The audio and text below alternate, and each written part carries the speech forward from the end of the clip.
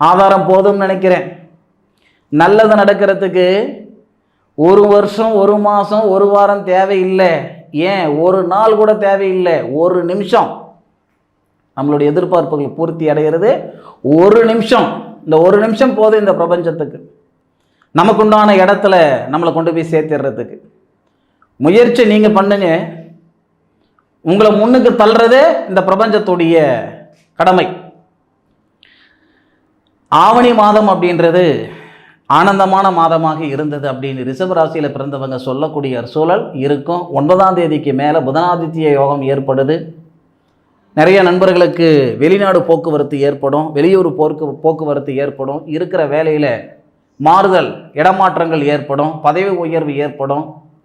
இதெல்லாமே 9ஆம் தேதிக்கு மேற்கொண்டு ரிஷபராசி நண்பர்கள் அனுபவிக்கக்கூடிய ஒரு காலகட்டம். 3வது கட்டத்துக்கு அதிபதி நான் முதலியே சொன்னேன், உங்கள் ராசியில் இருக்கிறாருன்னு. தகரியத்துக்கு பஞ்சம் இருக்காது.